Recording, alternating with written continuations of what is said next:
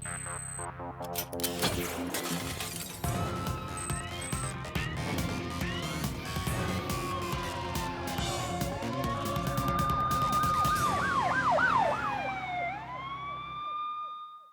Number आपका स्वागत करता है। मैं हूं माधव तिवारी। हर अपराधी के लिए अपराध करना जितना आसान है उतना ही मुश्किल है जुर्म को छुपाना भी, क्योंकि मशहूर एक कहावत कि गुनाह और गुनहगार कभी छुप नहीं सकते। एक नजर हमेशा उन पर टिकी है और वो है 100 नंबर, जिसकी पकड़ से कोई भी क्रिमिनल बच नहीं सकता। और आज समाज के वही दुश्मन 100 नंबर के टारगेट पर हैं।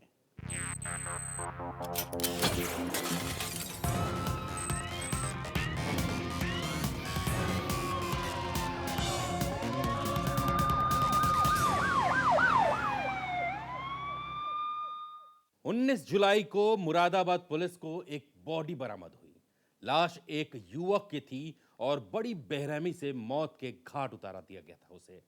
पुलिस ने सबसे पहले गुमनाम शख्स की पहचान से पर्दा उठाया और जब उसके बाद कत्ल की वारदात को सुलझाने की तरफ कदम बढ़ाए तो वक्त ज्यादा नहीं लगा और 5 दिन के बाद कातिल भी हत्थे चढ़ गया।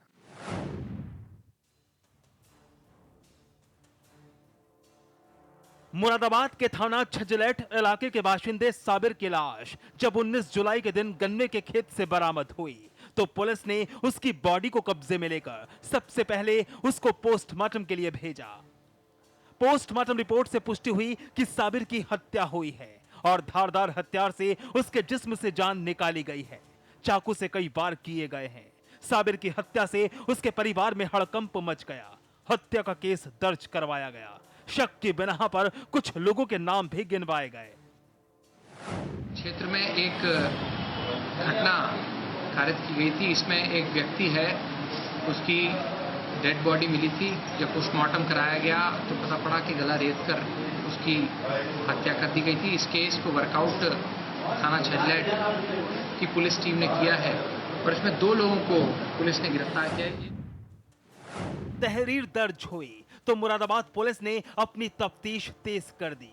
कड़ी दर कड़ी सुराग सबूत जुटाने शुरू कर दिए और फिर पुलिस ने शक के आधार पर साबिर के भांजे आबिद को हिरासत में लिया। आबिद से पूछताछ की। पहले तो भांजा आबिद पुलिस को गुमराह करता रहा, लेकिन जब सख्ती बरती गई तो आबिद टूट गया और वो खूनी राज उगल कर रख दिया, जिसके बाद सामने आई अवैध संबंध की खौफनाक दास्तान। एसएसपी साहब की जुबानी सुनिए। तो वो जो व्यक्ति है उसकी वाइफ खुद ही है रफीना, और एक व्यक्ति और जो पैरामर यानी कि उसका प्रेमी बताया गया है। शुरुआत की जो जांच हुई इसमें इस व्यक्ति के द्वारा ये भी बताया गया 3 अन्य लोगों को भी फंसाने की बात की गई, लेकिन बाद में पता लगा कि इस व्यक्ति ने अपने बहनोई के साथ मिलकर और साजिश में ये जो इसकी वाइफ है जो मृतक है, इन लोगों के साथ मिलकर ये घटना कारित की गई। पुलिस ने फिलहाल 2 लोगों को, घटना कारित करने वाला व्यक्ति और घटना की जो साजिश करने वाली जो मृतक की बीवी है, दोनों को पुलिस ने गिरफ्तार कर लिया। एक अन्य व्यक्ति है, उसकी तलाश जारी है, उसको जल्दी गिरफ्तार कर लिया जाएगा। पुलिस गिरफ्त में आए भांजे आबिद ने खुलासा करते हुए अपना गुनाह कबूल किया और मीडिया के कैमरे पर बयान भी दिया कि मामा साबिर की बीवी फरीना से उसके नाजायज ताल्लुकात थे और मामा साबिर उनके रिश्ते के बीच रोड़ा था। बस मामी फरीना खूनी साजिश की मास्टरमाइंड बनी और फिर दे डाली खौफनाक वारदात अंजाम। पुलिस ने आरोपी भांजे के बयान के बाद आरोपी बीवी फरीना को भी गिरफ्तार कर लिया। खाते पीते थे हम, मामा भी मैं भी, तो क्या नाम है, फिर ये बोली फ़ोन करके ऐसा खूब इंजॉय करना, खूब दारू वारू पिलाना, उसके बाद में मार देना। क्यों मारना चाहते थे? तो ये तो इनसे पूछो। नहीं, क्यों मारना चाहते थे आप? ये इनसे पूछो। ये कहती थी मैं उनके घर में नहीं रहूंगी, तुम्हारे घर में रहना चाहती हूँ, मैं तुमसे शादी करना चाहती हूँ। बेवफा बीवी फरीना अपने सगे भांजे आबिद के साथ जिंदगी बिताना चाहती थी। 1 साल से मामी और भांजे के बीच अवैध रिश्ता कायम था। फरीना अय्याशी करना चाहती थी और पति साबिर को रास्ते से हटाने के लिए आशिक भांजे आबिद की मदद से वारदात को अंजाम भी दिया। मामी फरीना के इश्क में पागल भांजे आबिद ने अपने बहनोई के साथ मिलकर मामा साबिर को मौत के घाट उतार दिया। चाकू से कई वार किए और लाश को खेत में ठिकाने लगा दिया। लेकिन जब साबिर की लाश बरामद हुई और पुलिस ने तफ्तीश शुरू की तो उसके कॉल डिटेल रिकॉर्ड निकलवाए और फिर केस खुद ब खुद वर्कआउट होता चला गया।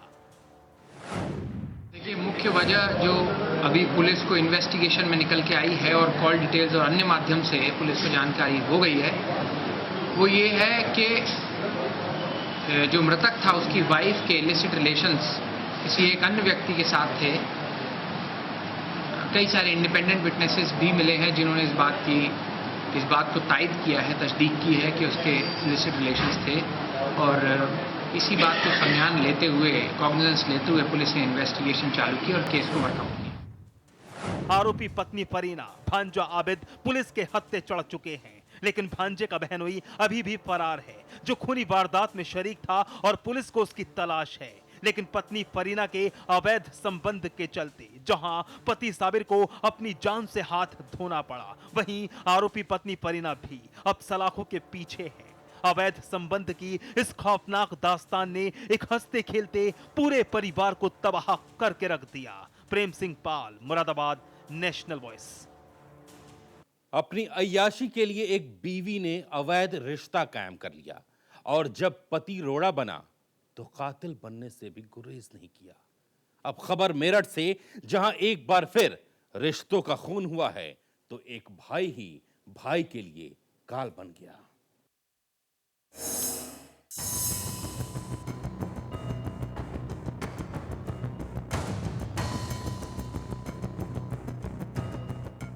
मेरठ के थाना कंकरखेड़ा क्षेत्र के लवकुशपुरम गांव में उस वक्त हड़कंप मच गया जब पप्पू नाम के युवक का शव नाले में पड़ा मिला। दिन दहाड़े नाले में शव से गांव में सनसनी फैल गई। कुछ ही वक्त में नाले में लाश की खबर इलाके में आग की तरह फैल गई।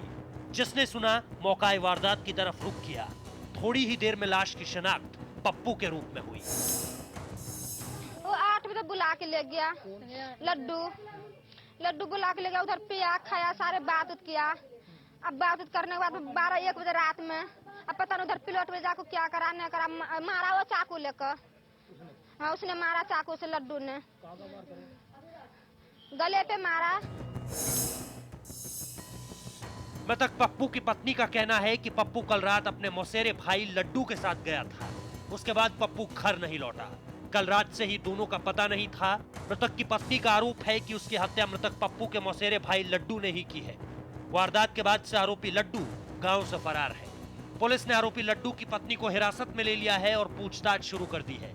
फिलहाल पुलिस इस मामले में कुछ भी बोलने के लिए तैयार नहीं है। पुलिस ने पंचनामा भरकर शव को पोस्टमार्टम के लिए भेज दिया है और अपनी जांच शुरू कर दी है। हालांकि अभी तक हत्या के कारणों का पता नहीं चल सका है।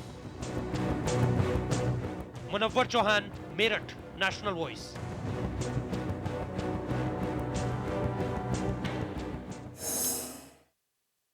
एक बीवी ही अपने पति की कातिल बन गई। एक भाई ने भाई का खून कर दिया। वाकई रिश्ते स्वार्थ की बलि चढ़ रहे हैं। चलिए आगे बढ़ते हैं और खबर दिखाते हैं अलीगढ़ की, जहां 25 साल की एक लड़की का मर्डर हुआ है। नींद की आगोश का हिस्सा उस लड़की की जिंदगी छीन ली गई और सवाल सुलगा कि कौन है कातिल, कत्ल की वजह क्या है।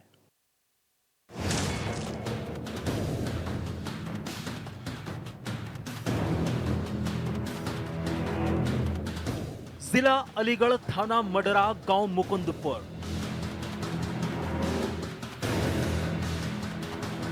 इलाके में उस वक्त दहशत पसर गई जब गांव में एक अनहोनी ने दस्तक दी। रात के अंधेरे में एक संगीन गुनाह को अंजाम दिया गया। जी हां, जानवरों के बाड़े में सोती 25 साल की दीप्ति को शायद इस बात का जरा भी अंदाजा नहीं था कि 24 जुलाई की रात उसकी जिंदगी की आखिरी रात बन जाएगी। सुबह का सूरज उसे कभी नसीब नहीं होगा। 24 जुलाई की रात वह सुकून की नींद नहीं सोएगी, बल्कि उसे बेवक्त मौत की नींद सुला दिया जाएगा।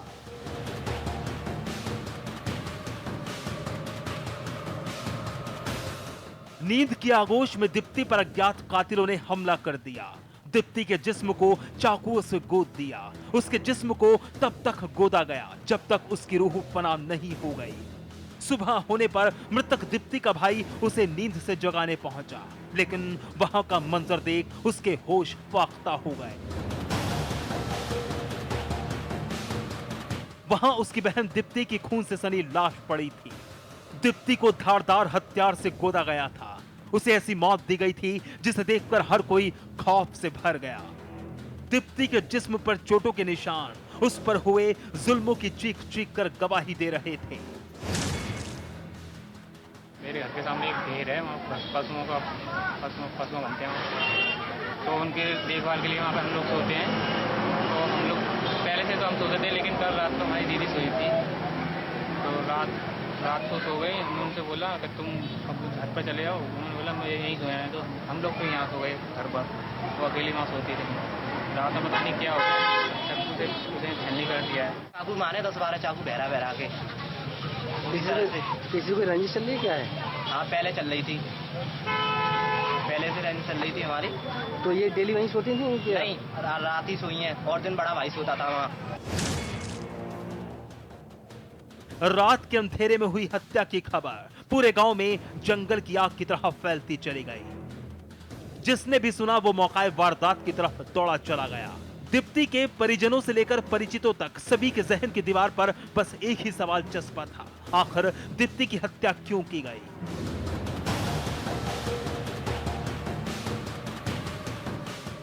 गांव में हत्या की खबर पुलिस के कानों तक भी पहुंची। बिना वक्त गवाए पुलिस के आला अधिकारियों ने मौके वारदात की तरफ रुख किया और कातिलों तक पहुंचने की उधेड़ बुन में जुट गए। बंदीपुर के अंदर दीप्ति नाम की लड़की अपने घर के सामने घेर में सोई हुई थी। सुबह 5 बजे उसका भाई उठा चारा देने के लिए, तो देखा कि वो खून से लथपथ थी और रात में किसी अज्ञात व्यक्ति ने उसकी हत्या कर दी। कितने चाकू लगे? 4-5 चाकू के निशान हैं। क्या कारण निकल जा रहा है? अभी तो कुछ पता नहीं पड़ा क्या है, जांच कर रहे हैं। मृतक दीप्ति के परिजन पुरानी रंजिश की बात कह रहे हैं, लेकिन सवाल यह है कि अगर पुरानी रंजिश थी तो कातिलों ने दीप्ति को ही निशाना क्यों बनाया, जबकि वारदात से पहले तक दीप्ति के भाई ही जानवरों के बाड़े में सोया करते थे।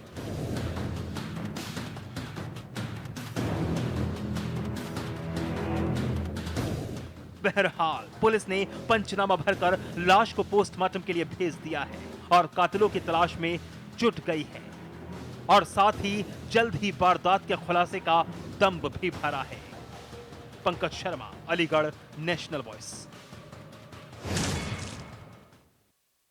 वक्त एक छोटे से ब्रेक का है। ब्रेक के बाद दिखाएंगे यूपी में जरा संभल कर रहना।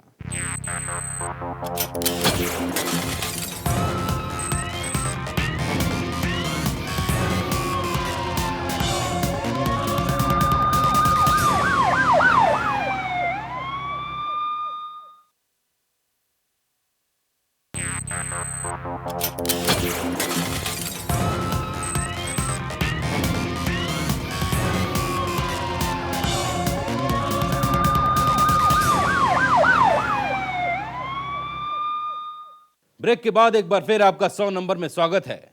कानून का मजाक बनता जा रहा है। यूपी में कोई इलाका नहीं, कोई कोना नहीं जहां खाकी इस बात का दावा कर सके कि प्रदेश का यह हिस्सा अपराध मुक्त है, भय मुक्त है और इसीलिए आम हो चुकी हैं अपराध की घटनाएं। बलात्कार तो जैसे आम घटना बनती जा रही है खाकीधारियों के लिए, और इसलिए तो बहराइच से ऐसी दर्दनाक और घिनौनी तस्वीर सामने आई है। ये सड़क पर उतरकर विरोध करती भीड़, कागजों में लिखा इनका गुस्सा, बदहवास पड़ी ये लड़की और अस्पताल में ये बढ़ती लोगों की भीड़, ये बताती है कि कोई सुरक्षित नहीं यूपी में। उत्तर प्रदेश में कानून व्यवस्था की हालत इस कदर पटरी से नीचे उतर चुकी है कि घर से बाहर निकलने वाली बहू बेटियों और छात्राओं की अस्मत सड़कों पर आज कतई महफूज नहीं, जिसकी जीती जागती हकीकत इंडो नेपाल बॉर्डर पर बसे सीमावर्ती जिले बहराइच में देखने को मिली, जहां के थाना रानीपुर इलाके के रत्तापुर गांव की रहने वाली एक इंटरमीडिएट की छात्रा को बुलेट सवार राजा सिंह और धन्य नाम के 2 दबंग युवकों ने असलहे की नोक पर कोतवाली देहात इलाके से उस समय अगवा किया जब वो दर्जी की दुकान पर अपने सिलवाए कपड़ों को उठाने जा रही थी। तभी बुलेट सवार 2 युवकों ने छात्रा के साथ गई 2 छोटी लड़कियों को मारकर भगा दिया और छात्रा को बुलेट पर दबोचकर जंगल के अंदर सुनसान जगह पर बंधक बनाकर बारी बारी से सामूहिक दुष्कर्म की घटना को अंजाम दे डाला और किसी के आगे शिकायत के लिए मुंह खोलने पर जान से मारने की धमकी भी दे डाली। आरोपी दबंग छात्रा की असमत लूटकर मौके से फरार हो गए। किन लोगों ने तुम्हारे साथ कोई गलत हरकत की है? कुछ लोगों ने? कौन लोग हैं? किसी को पहचानती हो? हाँ। कौन कौन? राजा है। कौन कौन है? राजा धनी। राजा और धनी। कहाँ से तुमको उठा, क्या किया? कहाँ गई थी तुम? कहाँ गई थी तुम्हारे साथ? कपड़ा सिलवाने। फिर जा रहे थे तो वहाँ से उठा ले। किस चीज से ले गए? बुलेट से। फिर गांव में ले गए? हाँ, मुझे लगा रहा। तुम्हारे साथ गलत काम किया है दोनों ने? अब क्या चाहती हो? उन लोगों को सजा मिले? क्या जान से मारने की धमकी उनकी भी दिया था उन लोगों ने? हाँ। क्या कहा? जान से बहुत टाइम तुम्हारे साथ चलो, मगर उनके साथ नहीं, बहुत ध्यान से हमारे झापड़ मारी। सरेरात छात्रा को अगवा किए जाने की भनक जैसे ही पीड़िता के परिजनों को लगी तो कई घंटे बाद बदहवा स्थिति में छात्रा सुनसान इलाके में खून से लथपथ अवस्था में बरामद हुई, जिसे आनन फानन में जिला अस्पताल में भर्ती कराया गया। वहीं घटना की जानकारी होते हुए पीड़िता के परिजनों की तहरीर पर कोतवाली देहात पुलिस ने आरोपी दबंगों के खिलाफ गंभीर धाराओं में मामला दर्ज कर लिया है और उनकी तलाश जारी है। पीड़िता छात्रा के गांव के ग्राम प्रधान सहित तमाम लोग इस घटना से आहत होकर आरोपियों के खिलाफ सख्त कार्रवाई की मांग कर रहे हैं। हमारे ग्राम सभा की एक लड़की थी, तो यादव बिरादरी की, जिसके साथ में कल जो है 12 बजे उसको किडनैप किया गया। जो है हमीरपुर चौराहे से देहात कोतवाली में आता है वो, वहीं से उसको जो है अपहरण किया गया और उसको ले जा करके 5 साढ़े 5 घंटे तक उसको जो है बंधक बनाए रखे लोग और वहाँ पे ले जा करके उसके साथ सामूहिक बलात्कार किया। 2 लोगों ने, एक हमारे ही मौजे के वो हैं, राजा सिंह नाम है, उनके बाप का रामोरत सिंह, और एक धन्नी, उनके बाप का नाम बृहस्पति दास है। वहीं सरकार की योजनाओं का अस्पताल में प्रचार कर रहे सपा नेता नंदेश्वर यादव ने भी एक यादव बिरादरी से जुड़ी छात्रा के साथ हुई दरिंदगी की घटना पर सख्त कार्यवाही की मांग की। प्रधान जी जो रत्तापुर के हैं, उन्होंने लेने से मना किया, कहा मुख्यमंत्री जी के ही राज्य में और यादव की लड़की का गैंगरेप हो गया। जब ये प्रकरण मेरे संज्ञान में आया, फिर मैंने उस पर मतलब पूरा जो है पता किया, तो ये पता चला कि हेमरिया ग्राम पंचायत जो देहात कोतवाली के अंतर्गत आती है, वहाँ से लड़की को 2 लोगों ने अगवा कर लिया बुलेट से और उसका जो है गैंगरेप किया है। और फिर इसके तो इस पर फिर हमने सभी लोगों से जानकारी किया और एडिशनल एसपी चूंकि चार्ज पर हैं, उनसे हमारी बात हुई, तो फिर उन्होंने कहा मैं कार्रवाई में करवा रहा हूं, लेकिन अभी पीड़ित पक्ष ने बताया कि अभी भी उनके घर पर विपक्षी जो हैं, जो आरोपी हैं, वो बराबर जो है धमकिया गया। कुल मिलाकर तस्वीरें आपके सामने हैं। पीड़ित छात्रा के दर्द को भी आपने सुना, परिजनों की शिकायत को भी आपने सुना और ये भी देख रहे हैं कि कैसे सरेआम अपराधी अपनी घिनौनी सोच को सूबाए उत्तर प्रदेश में अंजाम दे रहे हैं और खाकी सिर्फ लकीर पर लकीर पीटे जा रही है। कोई नहीं जो इन बढ़ती वारदातों पर लगाम लगा सके। खाकी से तो जवाब तक नहीं दिया जाता। जिनकी जिम्मेदारी थी सूबे में सुरक्षा को बनाए रखने की, वो जिम्मेदारी निभा नहीं रहे।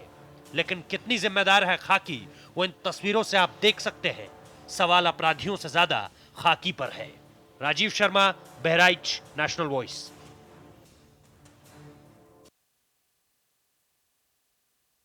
ऐसे ही नहीं कह दी थी हमने इतनी बड़ी बात कि यूपी का कोई भी इलाका, कोई गली चौराहा सुरक्षित नहीं है। न बहराइच न बरेली। बहराइच में जहां एक नाबालिग छात्रा का रेप 2 युवकों ने किया, तो वहीं बरेली में 4 युवकों ने एक महिला के साथ गैंग रेप किया। यही नहीं, विरोध करने पर उसे जमकर पीटा भी, और इसीलिए हमें कहना पड़ा है कि सूबे की सुरक्षा राम भरोसे है।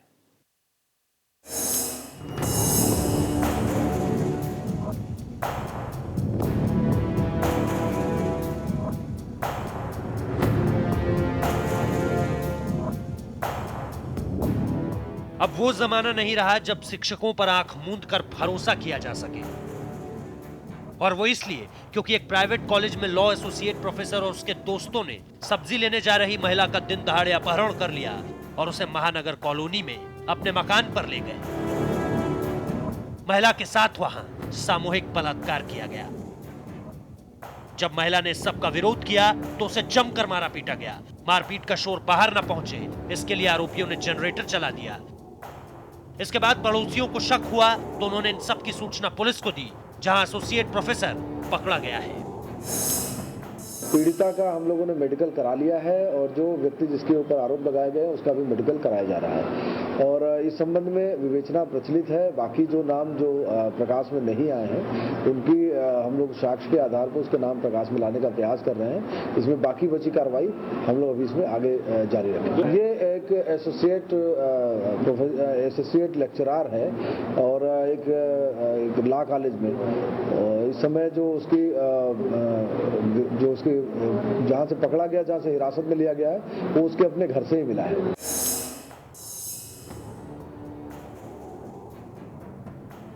पकड़ा गया आरोपी समीर प्राइवेट कॉलेज में एसोसिएट प्रोफेसर है। उसने कुछ दिन पहले ही महानगर कॉलोनी में मकान खरीदा था।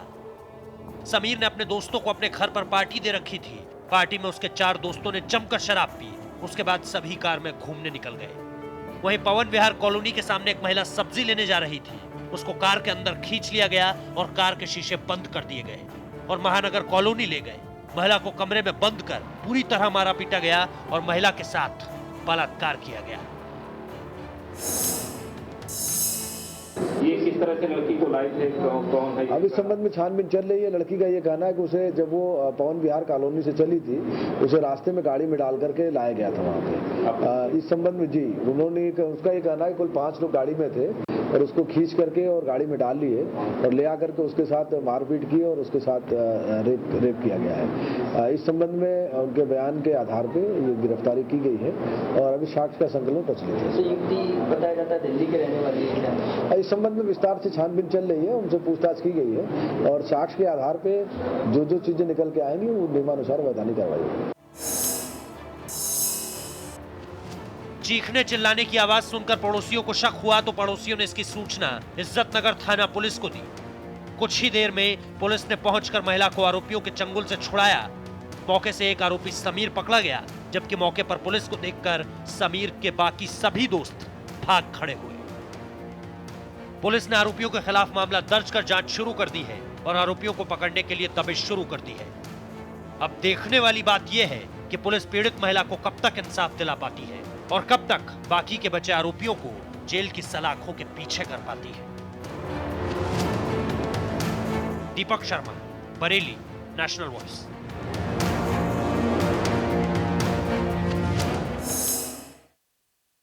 सौ नंबर में आज बस इतना ही। कल फिर खुलेगी गुनाह की एक और डायरी और 100 नंबर पर होगा उसका हिसाब किताब। दीजिए इजाजत।